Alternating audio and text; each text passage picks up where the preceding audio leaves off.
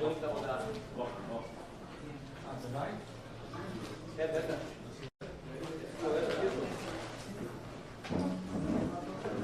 עדיין לא. אוקיי. יש בעיה עם החיבור? מה היה לי נכון? We're checking. Check. We're checking the ears and the mic. איציק זה עובד. Okay. Anyone needs cotton swabs? Okay.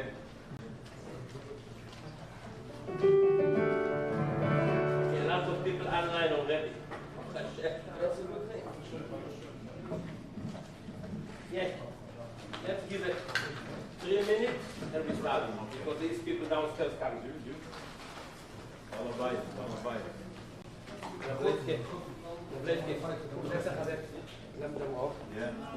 האחים תשבו איתנו.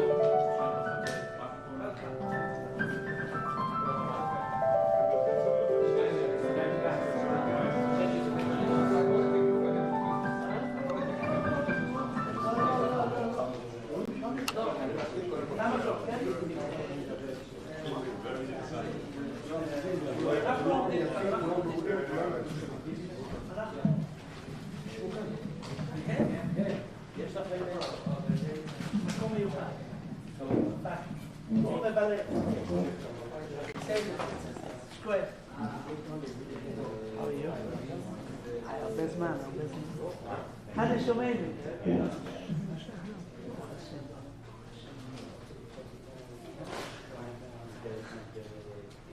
הפופקורן ככה זומץ. לא עושה בנקודה.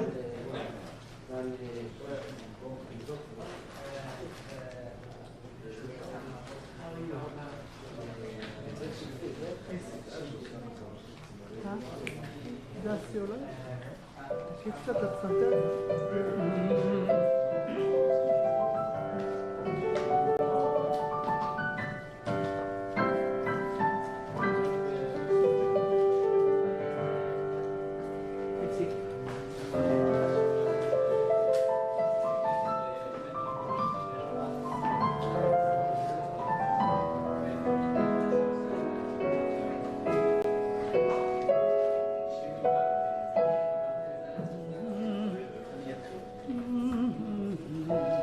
Good evening, everyone. We can say Good Yom Tov for Chamishos or Be'ov, even if we are late Yud Daled Or, just for a few reasons. We are having the event tonight, comfortable for many, many people watching and being present here. The Gemara in Maseches Tainis tells us the famous Chazal, Omar Rabbi Shimon ben Gamliel, Lo hoyu yomim tovim leYisrael, kachamishosos be'ov u'chiyom ha'kippurim. We have guest speakers tonight, Harav Kashim Greenberg, a famous Talmid Chochem, a shliach of the Rebbe in Buffalo, is with us tonight. He will speak about the inyan of Shidduchim, the inyan of maybe Shalom Bayis, according to Chazal and Chasidus. We're going to have tonight in Mirz Hashem, Harav Levke Kaplan, sharing with us the world of Nagina in the world of Chasidus. And I want to share with you something connected with the subject of the event. So a few years ago, we was preparing a very, very important event in our family. The event of the wedding of our son Mendele, Rabbi Mendele Weinfeld, the shliach of the Rebbe in San Jose, famous shliach. And our Mechuten is sitting with us, Levke Kaplan, his daughter got married to our son Mendele, Musi. And I called my father that couldn't make it to the Chassideh. The whole family came from Israel to the Chassideh, but my father was schwach and he couldn't make it physically. So I called him and I said, Abba, tonight is the Chassideh, the Shrash. Tonight is the Chassideh of our son, your Enikel, and the daughter of the Mechuten. Can you tell me something that I can share with my son? Maybe an advice for Shalom Bayis? You know, when you start life with a good advice, you don't need later on to work at Shalom Bayis. So my father told me, yes, let me share with you something. And I'm going to share with everyone tonight. And also, all people that are watching by YouTube, thanks to See All Live, that they are the media sponsors for the tonight's event. My father told me, Chazal tells us, that עשור קבין של שיחו יורדו לאוילום, תישון נוטלו נושים, ואיכות כל האוילום כולם. 10 amount of whatever you call it, kavin, a measurement of talking Hashem was bringing down to this world. 9 parts of the 10 women took, and 1 part kol ha'olam kulo, the whole world. So how many percentage we have by the women? 90, but really 95, because women are half of the kol ha'olam kulo. Doesn't say ve'echod kol ha'men she'ba'olam. Kol ha'olam kulo. So you have 95% of sicho talking by women, by nature, but really it's 96. Why? Because the statistics are saying that you have more women than men in the world, because men are dying in the wars, so you have 1% more. So you have 96% of sicho by women. Now, when you have a CHASIDISHE FARBRENGEN, and one chosid is telling the other, Musser, he's giving him like a little Musser in a strong way, because he's after mashke. In the morning after, in the shul, the other chosid will not be upset on his friend because he told him something last night. He will say, it's not him, it's the 96er. The same thing here. Tell him that if a woman says something, it's not her, it's the 96er. It's the nature. We have to know when we think it's a joke, of course, because sometimes men are talking much more than women. But when we look in the eyes of Chazal, when we look in the eyes of Hasidus, when we are really running our life in a kosher way, in a Torah way, and we have a Torah home, oh Hashem, we have Sholem Bayis. So this is what tonight evening is about, and we will begin the evening CHASIDISHE FARBRENGEN with inviting to the Mizrach the brothers Reb Meir and Reb Kobi Shitrit from Israel. I would like to mention Reb Meir Shitrit 11 years ago was how בכמה היית לפני 11 שנים? 23 something. He was, באת לכאן שהיית צעיר. Yeah. He was here maybe 15 years ago. Rabbi Levi's shul, the Rav of the shul. And he was a young boy, a young teenager. And he gave us a Chazonet shtickle, Shabbos, after a Shabbos and after a Shabbos. Today he's so famous, but not like other famous people that are forgetting who was raising them. So, Kobi and Meir. Meir, we're going to say a refuah shlema for you. Rebbetzin, the name please? Chaya Chana. Chaya Chana Bas. Orna Adel. Orna Adel, ששודב הרפואה שלמה בזכות תצלם. אמן. בבקשה, תהנו אותנו. שהחיינו. שהחיינו.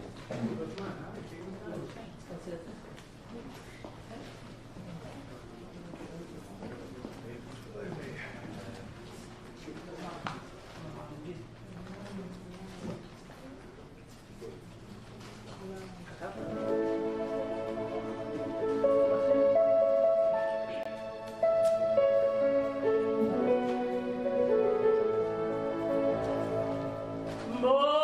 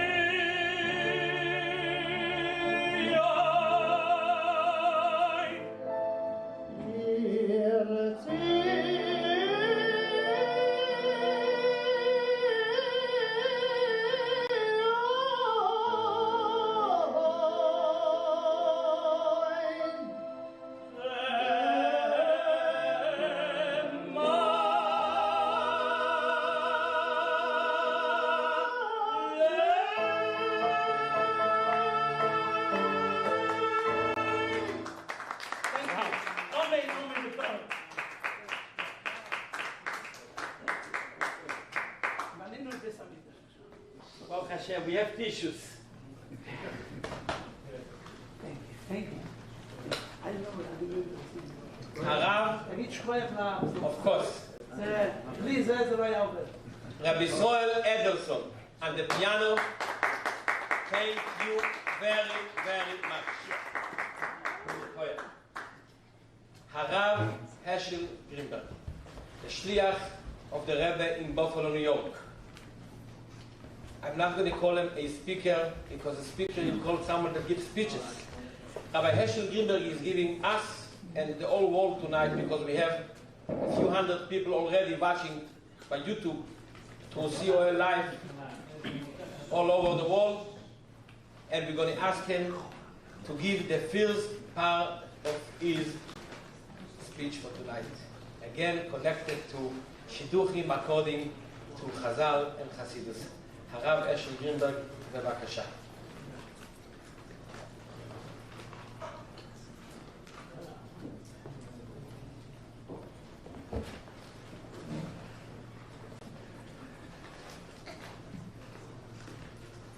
First of all, big Yashukeach, Rabbi Kalman, Weinfeld, it's a beautiful event, phenomenal chazanis.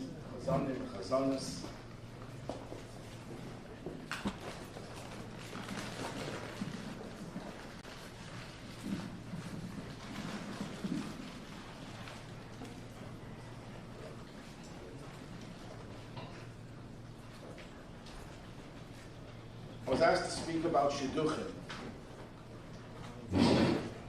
When we speak about Shidduchim,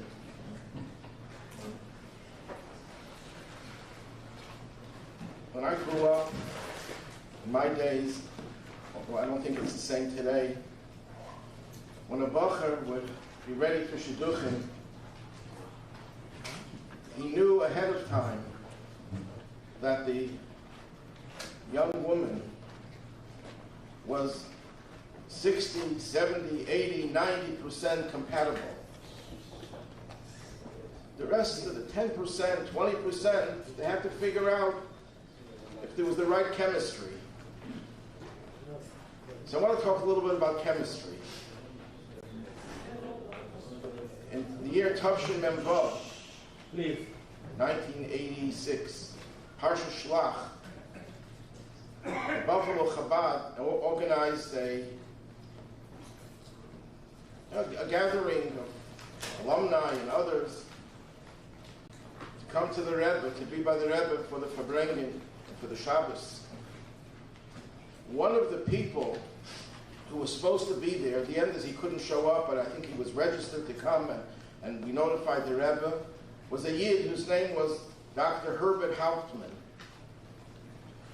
Dr. Herbert Hauptmann won the Nobel Prize in Chemistry the year before, 1985.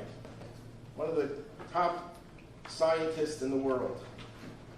And he lived in Buffalo, and he was invited to come, and the Rebbe knew that he was going to be there. I can't vouch for this, I can't say with certainty. We don't know the Rebbe's kavanas, but it makes sense that what the Rebbe said then was directed to him specifically, and of course to Klal Yisrael in general. The Rebbe asked the question, why is it that the word Chaim is plural? The question is asked by the Maharal, the Ramak, maybe others even earlier, but it's a famous question. And the Rebbe gave an original answer. I looked up many different answers. I didn't find anyone saying what the Rebbe said, but it's the most pashut explanation. Why is Chaim plural? And the Rebbe said, Chaim is only worthy of its name if it involves a relationship between two people, if it involves care and concern for another. If you live in your life by yourself, there's something lacking in Chaim. The Or HaChaim HaKadosh says that Mashiach's name is Chaim. Many say that he was referring to himself, but he was also telling us something, that what is Mashiach all about? Mashiach is about making sure that Chaim is worthy of its name. And it's interesting that the Rebbe said this, and I believe, I could be wrong, but it seems that, and anyhow it's directed to every Yid, that it was directed to this Chaim Hauptmann, who was the winner of the Nobel Prize in chemistry. Because what is chemistry? Chemistry is where different agents come together and have to interact with each other. And the Rebbe is telling you, you know chemistry? Chemistry is when you have a relationship worthy of its name. So what I'd like to talk about tonight is what makes a relationship truly worthy of the name Chaim. And we could learn that from what the Gemara says, that there are 4 kinds of people whose life is not life, whose Chaim is not Chaim. And that these 4 people, and we're not just talking about physical impediments, physical handicaps, but we're talking about spiritual ones. What are the 4 categories that are said to be lacking in Chaim? One is a summa, a blind person. Nebuch, a blind person, is isolated, doesn't have the ability to intermingle and socialize as much as others. You have the mitzera, the person who's afflicted with a skin disease and is separated, is quarantined. You have the ani, the poor person who doesn't really have any friends because he doesn't have anything to offer them. Tragically, that's what happens in society. It's not a positive thing, it's a negative thing. And the 4th one is Misha Ein Leibanim, someone who has no children. Again, it's hard to socialize with people who have children. These are the 4 categories. So I'd like to start first with the first category of blindness and what that means in a relationship and what it means to have a Mashiach relationship. What does blindness mean? Blindness means that you don't see the other person as an independent person. You see the other person as a part of you. You see the other person as your satellite, and the only recognition of that individual is to the extent that it satisfies your needs, that it takes care of what you want and what you're all about. So you swallow up the other person. Do you ever hear of the Chaim Blau syndrome? The Rebbe once gave a sikha on Pirkei Avos. It says, if not for the fear of government, Ishis Re'eu Chaim Bloi. And the Rebbe was speaking about Chaim Bloi. So someone who didn't understand Yiddish, this is a true story, said that, who is this Chaim Blau the Rebbe was speaking about? The whole Farbrengen, Chaim Bloi, Chaim Bloi, Chaim Bloi. What exactly does that mean? If not for the fear of government, we would swallow each other alive, we would commit murder. We're talking to Chasidim. Pirkei Avos is to be Milah D'Chsidusa. So the Rebbe said, in a dakistic way, in a very subtle way, there are people who swallow other people alive. They swallow them into their own orbit. They are not independent beings. You don't see them. You don't see who they really are. That's called Chaim Bloi. And one could say that the word Chaim Bloi can mean you swallow him alive, but it can also mean you swallow up the Chaim. You take away his ability to be part of a relationship. The Rebbe didn't say that part, but that seems to be fitting into the whole idea of Chaim Bloi. Where do we find blindness in the Torah? Where's the first place we find blindness? If I'm not mistaken, it's Sdom. They were smitten with Sanverim. They became blind. We wash Mayim Achreinim. Why? To remove the Melech Zedemus, the sodomite salt, which can cause blindness.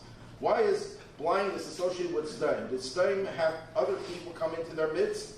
The answer is yes. Lot was a welcome guest.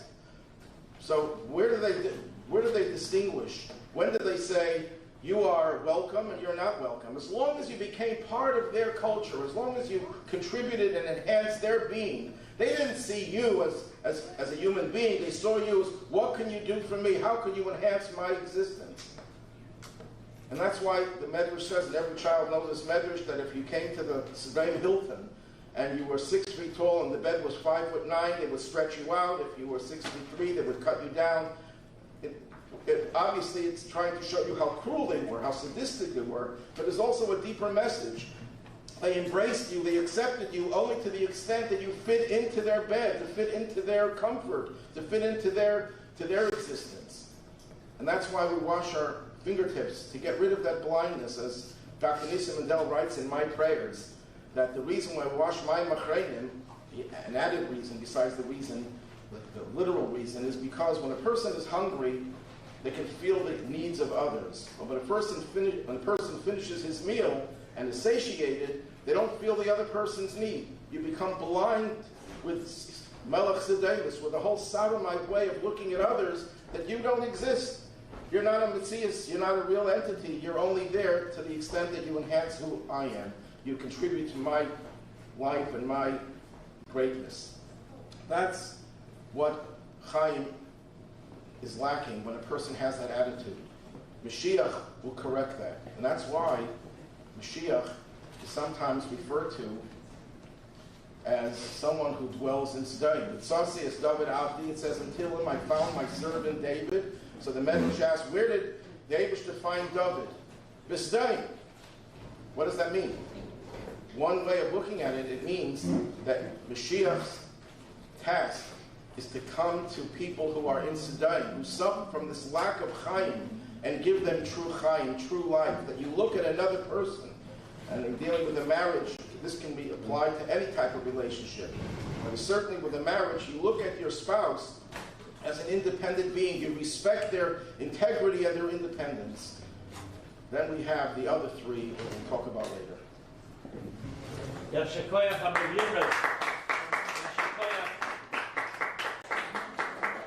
Please put your cell phone or off or on silent. Meir and Kobi Shitrit, come back בבקשה.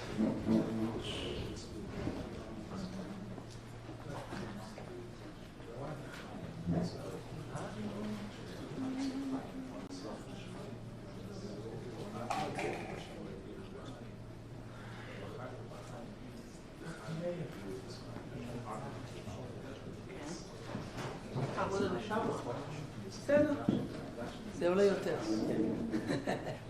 זה משלמים בשבת. זה רק בשבת. אבל נעשה כמו שבס מוקדם, אז אין בעיה. כן. לכבוד.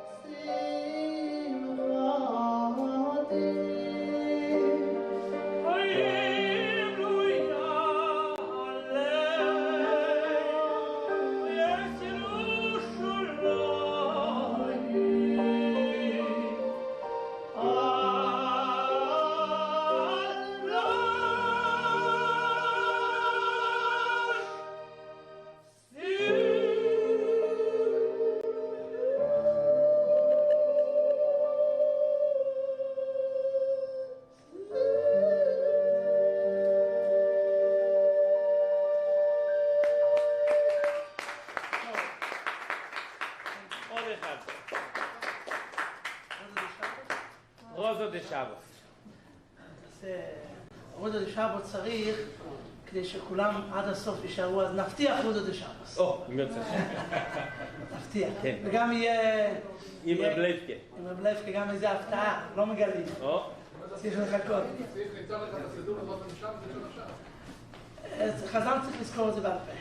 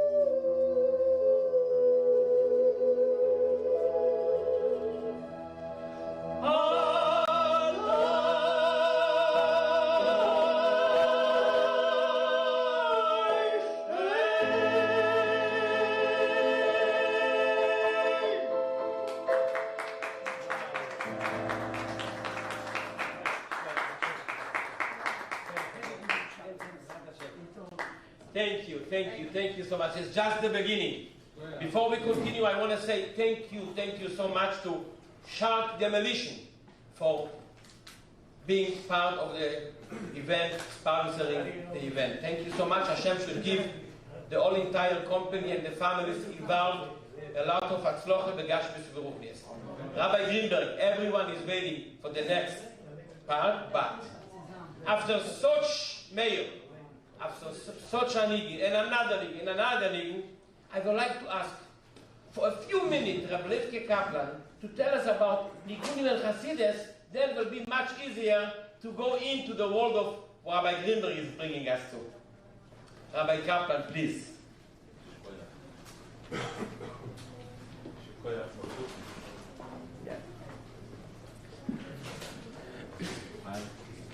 My main goal tonight, is to be mekatzer, to be as brief as possible. So first of all, I welcome everyone. Second of all, Yeshikoyach, Rabbi Weinfeld, for coordinating this. Thirdly, Chazonim, thank you for bringing this incredible joy to us tonight. Rabbi Yisrael, I appreciate your humility that as a composer and a musician of the highest level, that you sit here tonight supporting the Chazonim. Shtila Hey.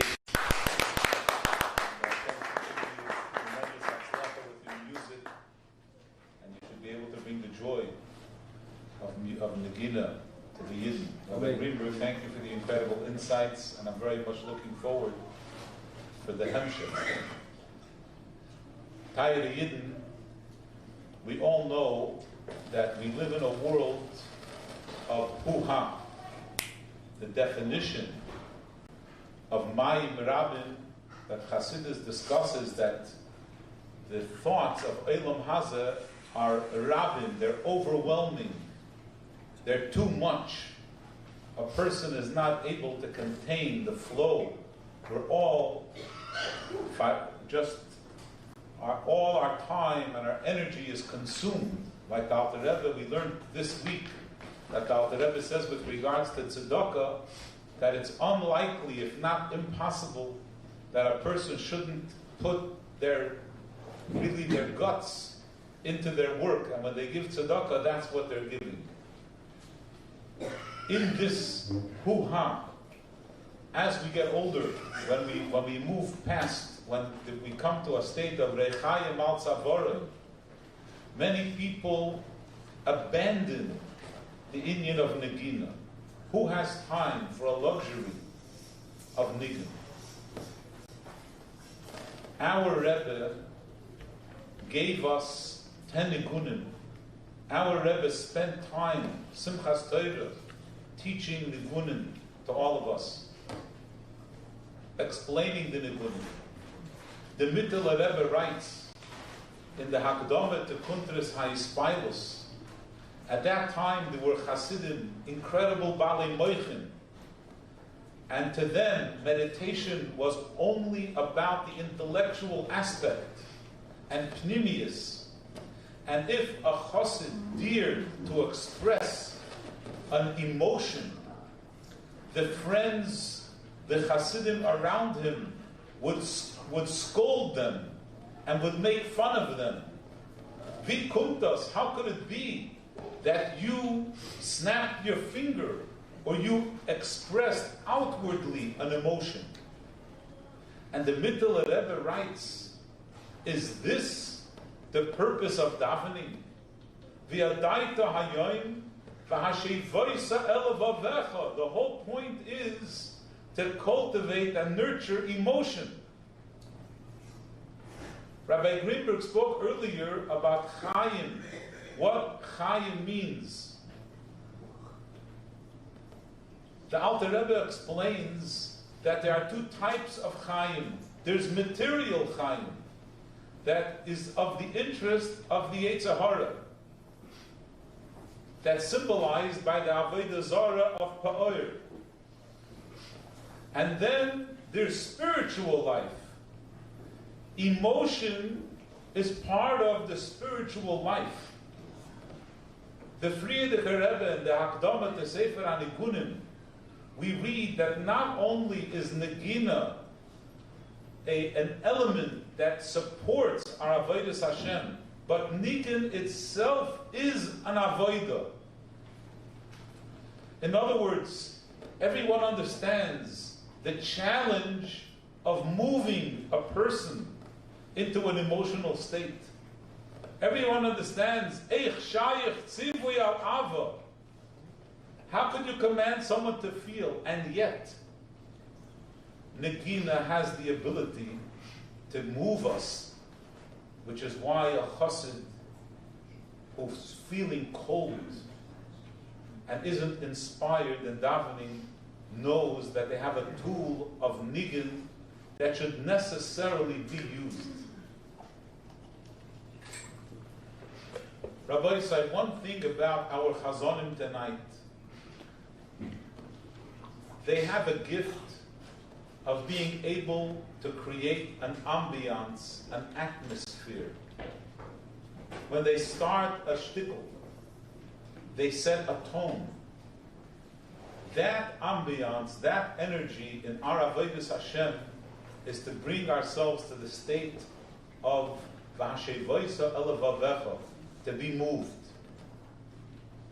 And for this evening, I just want to share this one nekuda about the importance and the central place that Negina plays in Avodas Hashem as Chasidim.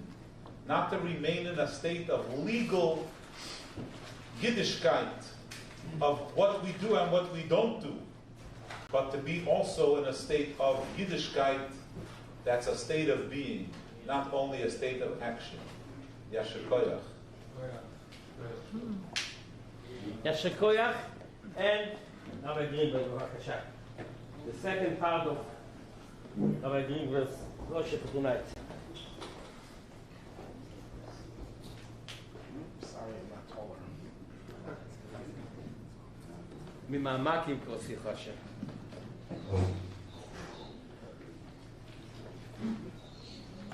It just occurred to me that Chaim is plural because life requires the merging of learning and beginning. You have two areas of life. If blindness, not being able to see the other person as an independent being, is a lack of Chaim, it's a golus of Chaim. And there's the opposite. The opposite is where you see too much. A mitzayra. What is a mitzayra? A mitzayra is someone who's suffering from a skin lesion, not leprosy, that's an incorrect translation. And that person had to be separated, quarantined. The person was considered tameh, a very severe form of impurity. What does the word mitzayra mean? So the Gemara tells us mitzayra is a contraction of two words. Maitzi ra, someone who extracts the negative. Someone who talks about someone who is guilty of something and you spread it. It's maitzi ra. You take the ra and you take it out. That's the simple meaning of that. But the deeper meaning, as Chassidus explains, is that you dig deep into the other person. You see into the other person and you find their faults. Maitzi ra could also be Maitzei ra, finding the evil, identifying it, and then exposing it to the open. As the Baal Shem Tov says, why is Lashon Hara? Why does it hurt the victim, the person about whom we speak? Because everyone has some subterranean evil, some hidden evil that isn't really active at all. But when you talk about it, speech has the power to elicit, to expose the ra. So you're actually making the person's hidden evil come out into the open. That's what a mitzayra is. It's someone whose vision is very, very good, too good. We're going to soon learn in the Torah about a non-kosher bird called the ra'ah, a vulture. The vulture, it says in the Gemara, is in Bavel, and it sees a dead carcass in a vela in Eretz Yisrael. You're able to see, even in Eretz Yisrael, in a holy place, you could see the other person's faults. That's what a mitzayra is. Someone who sees too much of the other person, that which the person should not really see and not expose. The Rebbe spoke about this idea in Parshas Noach. We know the story of Noach after the flood. He drank, he exposed himself, and Chum is the one who sees it and notifies his brothers, and the Torah says that they walked backwards, and V'lilro, they didn't see their father's degradation. So the Rebbe asks, it's obvious if you're walking backwards, we don't have eyes in the back of our head, so they didn't see it. Why does the Torah have to repeat itself? And the Rebbe says, it's not that they didn't see it physically. That's obvious. They were walking backwards. But they didn't see their father's degradation. They didn't see their father's loss of dignity. What did they see? They saw, we have an opportunity to help our father. They didn't see the negativity. And the Rebbe speaks about it at great length. The Baal Shem Tov says when you see someone's fault, you're looking in a mirror. But what about, you have to help people who are at fault, who do things that are wrong. Yes, that's what you see. If you see the challenge to help the other Yid, that is proper. But when you look deeper into that person to find the negative and to extract it, that vision is the vision of a non-kosher bird. We know that Mashiach is also referred to as a Mitzayir. The Gemara in Sanhedrin tells us Mashiach is a Mitzayir. What is that trying to tell us?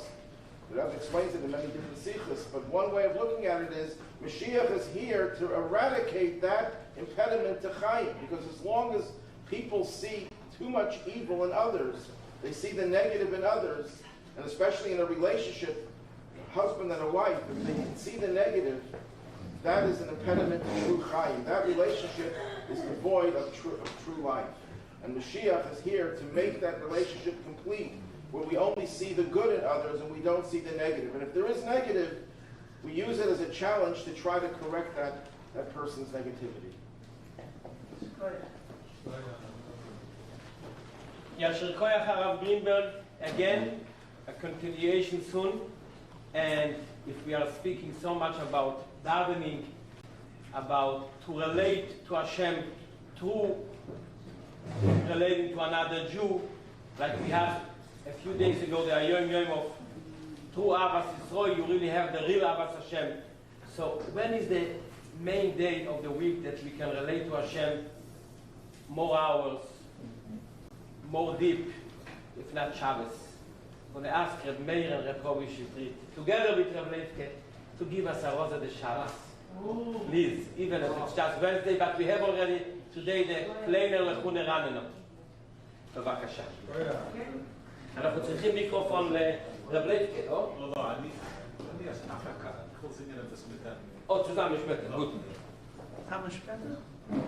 Wie was mit Rosa? הבא. אחרי זה נעשה... אחרי זה עובד שם? לא, אחרי... פה זה בשבת עכשיו. אתה בא איתה? מאיר. עכשיו רוזו דה שבס. הוא זה שם.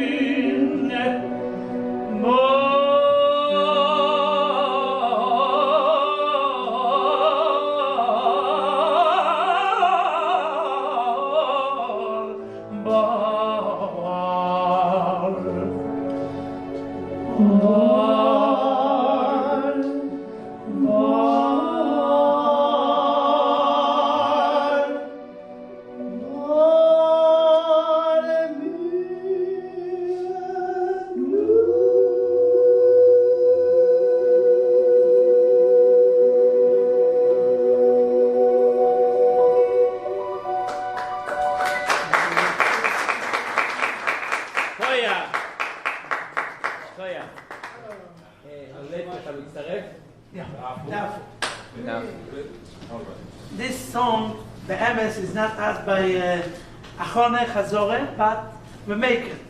But this one also, that's where you discover. But if the rabbi come together, it's unbelievable. Yes. Yeah. Is it Sulam? We are. We are.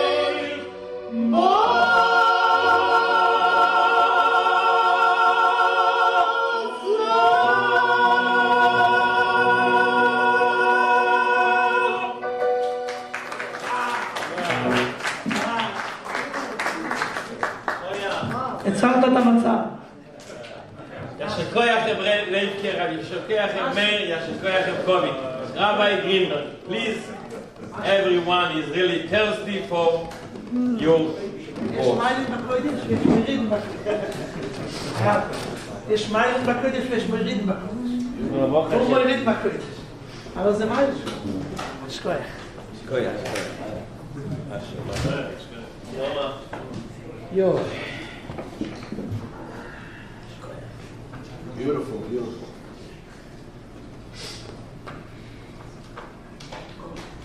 So we have someone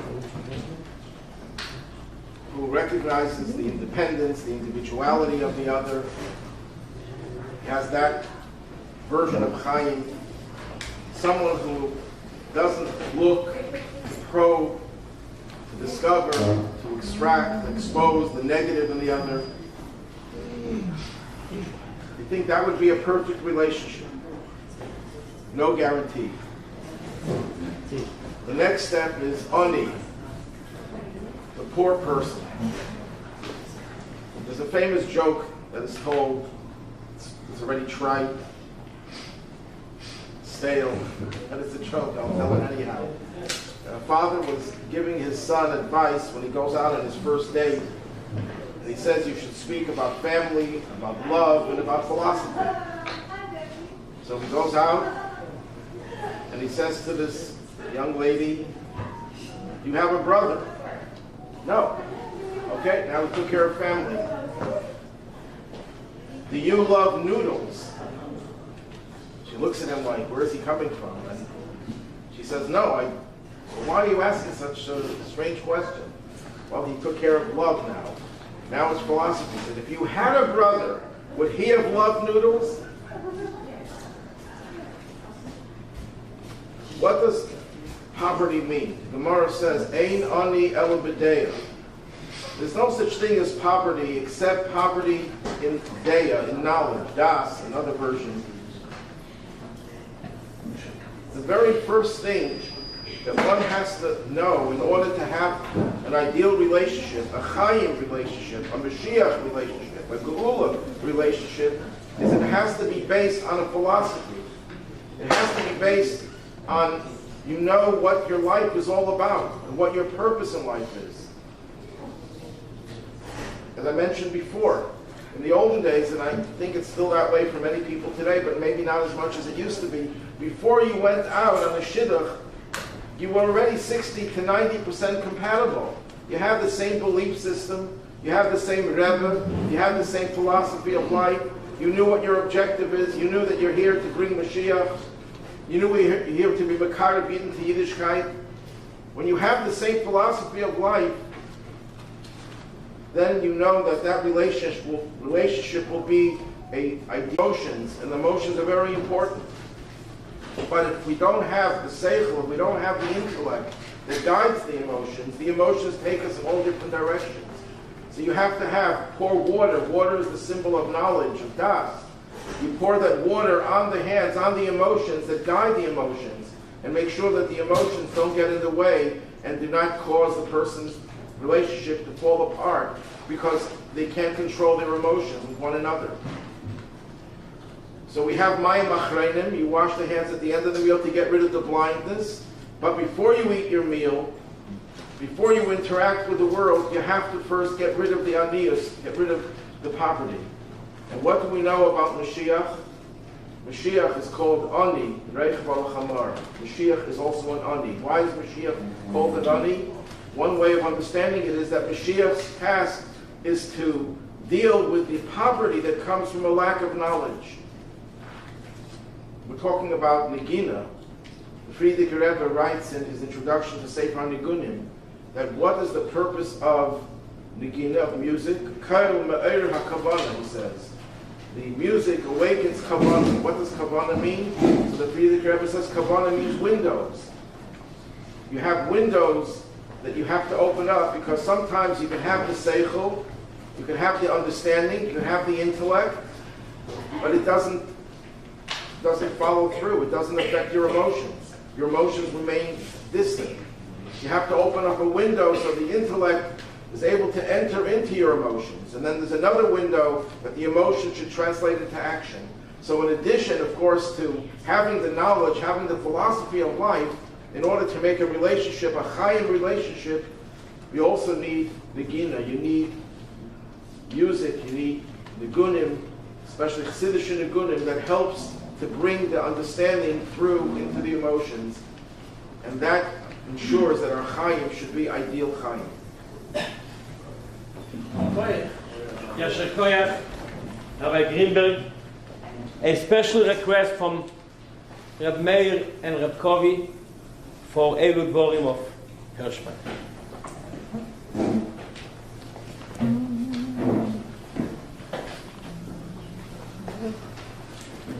היום זה ערב כבקשתך.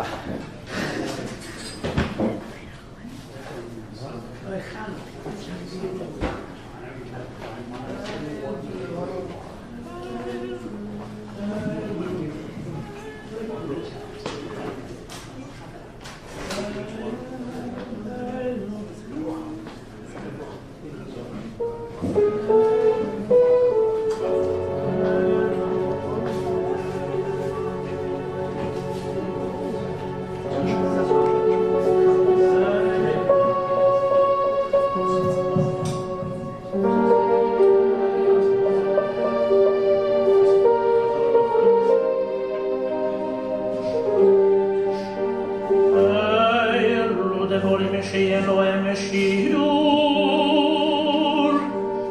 הפיות והביקורים והרועים, ונילוס חסודים ושלמוד תוירו, ונילוס חסודים ושלמוד תוירו, אלו דברים שאין להם שיעור. אלו דברים שאין להם שיעור.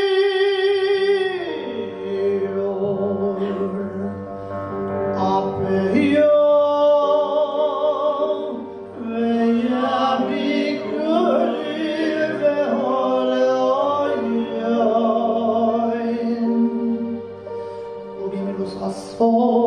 dim vesamutoiro elu devorim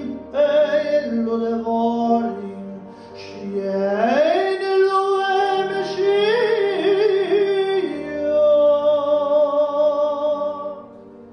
elu devorim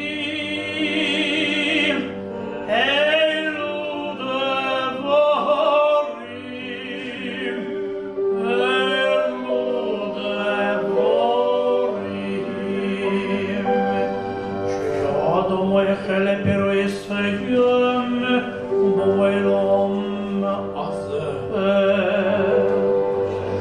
והקרן קיימס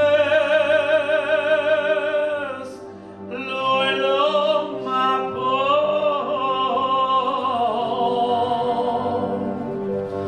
והקרן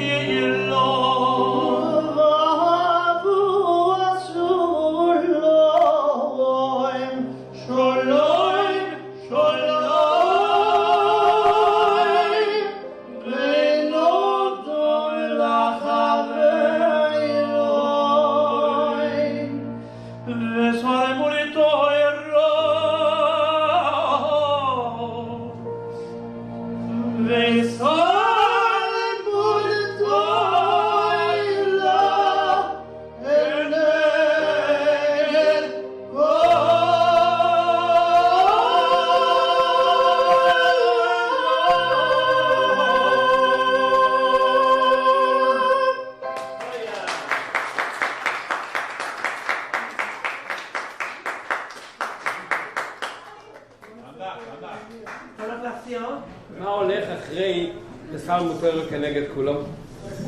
והמיקרו לא יקרא למייסה. נו. ואויו למשיסו. ואויו למשיסו. סול.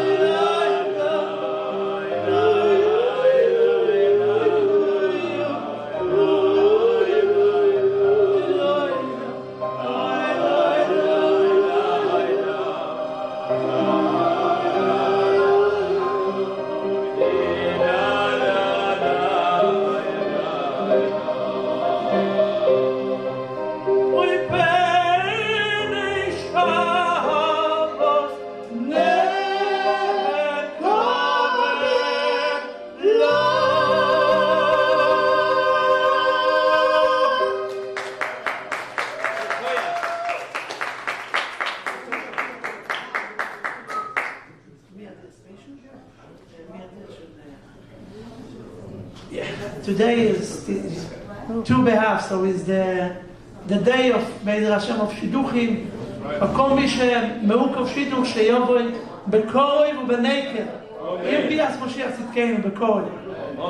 אז שיר יצירה מיוחדת בשביל ט"ו באב. לכבוד החתנים שכבר חתנים. עם יצא השם. בכבוד. אחיך פנוי? כן. אוקיי. By the way, Kobi Shidrit, the husband is available. Yeah. Beinatayim.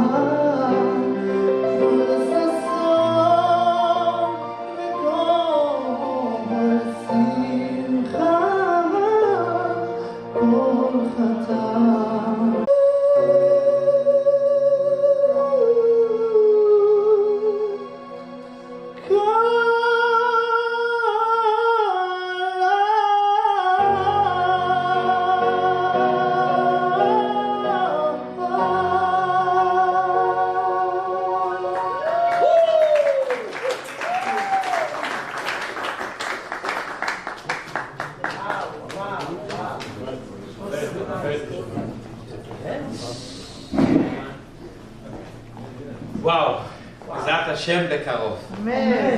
So call me anyone that needs a shidduch, boys, girls. This is the time to give them ochel. Rabbi Greenberg, בבקשה.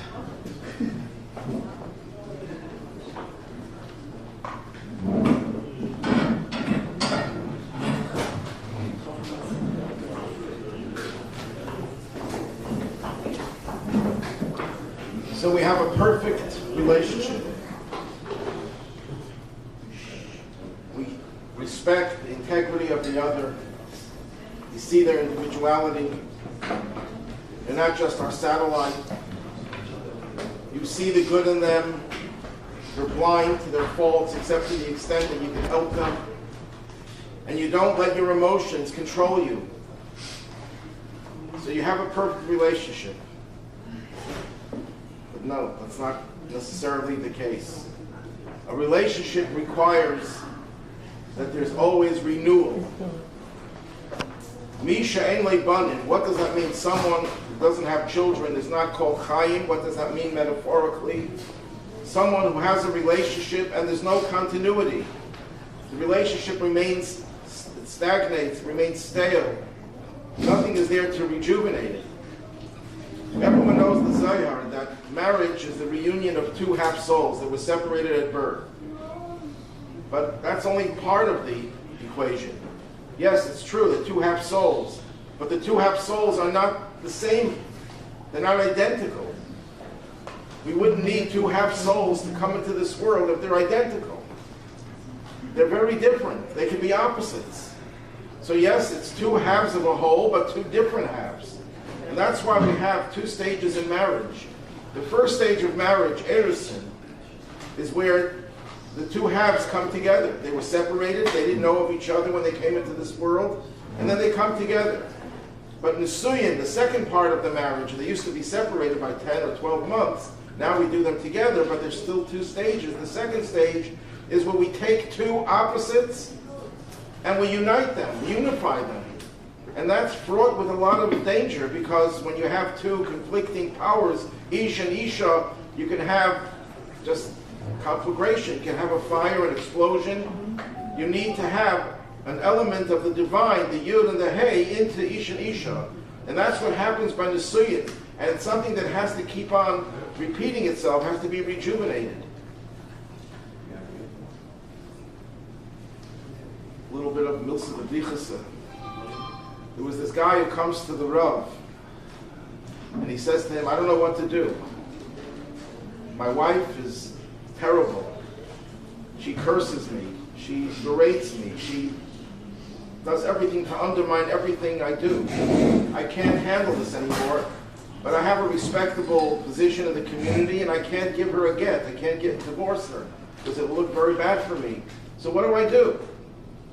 So the Rav says, I have an eitzah, I have an idea. It says in the Gemara that if a person makes a vow, a neder, and he doesn't keep it, then that'll cause the wife to leave this world. You have a year, essentially, to make up a neder. So this year, what you'll do is you'll make a pledge to the shul, $10,000 pledge, and you won't pay it. And that way you'll get rid of her and no one will know. But Rav, they'll see that I made such a big pledge and everyone knows that I'm not capable of giving so much money. They'll know there's something hidden over there. And they'll investigate and they'll discover that this is my way of getting rid of her. So the Rav says, I have an eitzah. Go buy her flowers today and give her a dinner. And that way people will say, oh, he's getting flowers for his wife. They probably have a good relationship. So he buys the flowers, and that night, she cursed him a little bit less than always. So he buys the flowers again the next day, and the next day, and then he buys her other things. And little by little, she becomes a mensch. And the year is coming to an end, and he comes running to the Rav. Rav, what am I going to do? What do you mean? What's the problem? The problem is I'm madly in love with her. And now she's going to die. So the Rav says, pay the pledge. The point of the story, fits or not, but the point is that the relationship has to be renewed constantly. One of the problems of living in Golus, living in a state of Golus, is that we don't have the desire, we don't have the strength, we don't have the ability to do something over and over again. We get tired of what we've done before and we can't renew it. So we try something else. I remember, it was Tufshin and Aleph, I think. I was at a Farbrengen, and in those days, it was very hard to hear. I didn't have a good place. That finally, one Shabbos, someone was out of town, so I took his place, and I was excited that I was able to hear the Rebbe. In those years, the Rebbe spoke a lot more quiet than he did before. And I heard the Sikha, and to me it occurred as the Rebbe was repeating himself. I'm thinking that. Maybe others thought the same thing. I'm not going to take credit for the next part of the Sikha. And it's a printed Sikha, the Rebbe edited it, and the Rebbe, it seems like he changed the subject, and he said, it says in Yecheskel, the prophet of Golus, that he said his prophecy where? In Begaila, in exile, al Nahar Kvar, on the river called Kvar. Why is the river called Kvar, and why is it important to say which river it was? So the Rebbe says, when a Yid is in Golus, and he hears words of Torah, and he thinks that he heard it already, Kvar, I already know it, I heard it already, it's a sign that he didn't understand it the first time. That's a sign of Golus. Golus means that you get tired of what you're doing, it's a matter of holiness, and you can't stay on the subject, you have to go to something else. The idea of Chaim is that what you're doing is repeated over and over again. You don't rest on your laurels. Actually, another reason why Chaim is plural, and it connects with this as well, is that the Rebbe explains that life is a composite of two phases. Every day of life, you have all that you accumulated, all that you accomplished in your whole life. But that's already given. That's something that's like a fetus in the mother's womb. It doesn't have anything of its own. It has whatever the mother gives it. Same thing is true. Everything that you have, that you accumulated, that you accomplished in your whole life is like something that is already given to you. The next phase of life is to add something new every day. Renew it. And not just rely on what you will have already accumulated. And that's why Chaim is plural, because there's two phases to life. There's what you have and what you add. And that's what makes a relationship true Chaim, that it's not something that will dissipate with the passage of time. It gets stronger and stronger because you do something to contribute to that relationship. That's why it says Mashiach is called Bar Nafli. What does Bar Nafli mean? He's a stillborn. Doesn't have any continuity. What does that mean? Chas v'sholom. That Mashiach doesn't have continuity. But Mashiach is here to remedy that problem that we have in Golus, that things don't last. Things peter out because we don't have the strength, we don't have the fortitude to be able to continue going over and over and over again. And this manifests itself also what we're going through in the last, how many years since Gimel Tammuz? 27 years. and before that in Tavshin and Aleph, in Chav Ches Nisan. The Rebbe said we have to be akshonim, we have to be stubborn. What does that mean? We didn't understand what the Rebbe meant then. Now we understand what it means. It means that if you say, we already asked for Mashiach, we already said we want Mashiach now, we already cried out, we already did Sedat Masa, we did everything in our power. So now we can take it easy. We can rest on our laurels. We accomplished whatever we could accomplish and let the Rebbe take care of the rest. Let the Eibusha take care of the rest. And the lesson over here is that that's a goalless way of thinking. That itself keeps us more in goals when we say we already did as much as we can do. And everyone has to say to himself in every relationship, and especially in our relationship with the Eibusha, in our relationship with Mashiach, that we can't ever stop demanding we want Mashiach and living with that demand. I once spoke to a very prominent speaker, and I asked him, how come you don't speak about Mashiach? And he said to me, and I was shocked when he said it, he said it's boring. That means that you're still deep in goals. And I can't blame him, because it does get hard. This is a big Nisayan that we're given. It's the last Nisayan, but it's a big one, that we have so many years that we can't see and hear the Rebbe, and that we're still in goals. But that means that the challenge for us is to live as if this was the day of Chav Ches Nisan, as if it's the same day how we felt then, that we felt we had to do something. Every day has to be a continuation of that. And that's what Geula is. Yasher Koyach, Harav Gilman. There is no word what we can say. We thank you for coming tonight to speak to us. I think the almost 1,000 people watching on YouTube. For now I have 940 people on YouTube. And people that are here and was here tonight, I think this event and this Rosh that you gave tonight will really help many, many families to make stronger the Chaim in the house, to understand what means Chaim, to understand what means a real life, and to do it besimche. I'm going to ask my Mechuten again, Harav Levke Kaplan, to give us a summary of, before we're going to have a summary of the Nigunim, a summary of Olam HaNeginim. Please, Rav Levke.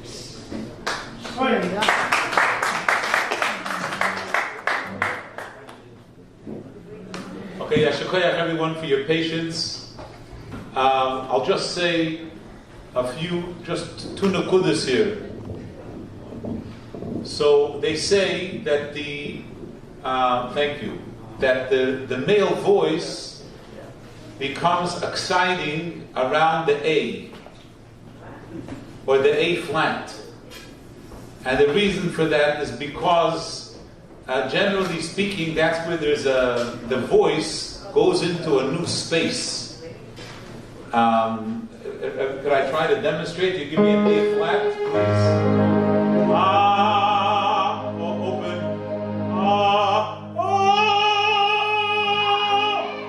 Indeed, it's in a pocket.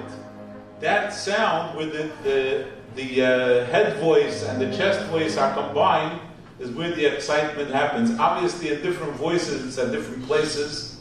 So for Chazonim, one of the things that you're trying to do, you're trying to set up that the note that will be featured, the place of excitement, will be built into the Negina in a way that will be exciting. That's number one. Number two is that we know that in Chabad it's customary not to repeat words in davening, and there's also very strong bikoret. There's a lot of very heavy criticism about people who are just showcasing their voice and not thinking about tefillah. There's a story that the Baal Shem Tov once came to a shul and he said he can't go into the shul because it's full of tefillahs. What does it mean? They didn't ascend on high. So the shul is very stuffy. It's full of the tefillahs that remain below. So as we go up the lead kehillah, the kavana, the intent of what we're doing is extremely important. that we're not just here to showcase a voice, but we're thinking about the davening. And when a chazan looks at a tefillah, he says, oh, I'm going to daven for the Amud Friday night, or I'm going to daven for the Amud Shabbos morning. And he looks at the tefillah and he thinks to himself, where in the davening will something happen? Will there be a space that I'll be able to bring the Indian of tchina and tefillah to the davening? Are there words? Is there a place in the davening where it will be appropriate? And that's why we find chazonim looking and searching for different parts of the tefillah, and they say, oh, here there's a little spot. You know, in one of the lechadoidis, they're going to say, Bach yechesu aniyei ami. Oh, that's a space where I can be ma'ir, the kavanah of the people. Or when a chazan will say the words, V'taher libeinu la'avdecha be'emes. So in this way, a person looks at the davening and they're thinking about it in a really close way, to think about what words do we want to highlight, what do we want to feature and utilize as a place where people's kavanah will be intensified. So I would encourage all of us that when we look at the davening, we appreciate, we understand and this is what Chassidus teaches us, what the function of every part of davening is. How can we compare the area of vidui and tachnun of Monday and Thursday to Psukei de Zimra, which both have a different function and both have a different mood and a different meaning? And that's another Indian of Chayim. The voice is a hybrid between Gashmius and Ruchnius. It's a physical tone that we can hear, but it also has the ability to share emotion. When a person speaks, we can hear how they're feeling. Are they aggravated? Are they upset? Are they in a good mood? The mood, the feeling of the voice, that's the ruchnius of it. And that's the function of the chazan, to take the words beyond the physical, the articulation, besides the phonation of the vowels and so on, but to a place of emotion and spirituality. So I want to encourage the chazonim to keep that in mind. And of course, every yid is a chazan. Every yid is a chazan. Okay, yashakoyach everyone. How do we say this? It's traditional that by the end you say Sheyibona Kol HaChazanim. Sheyibone with all the chazonim. Please. We want to thank to the 1,200 watchers on YouTube and everyone that was part of the event tonight.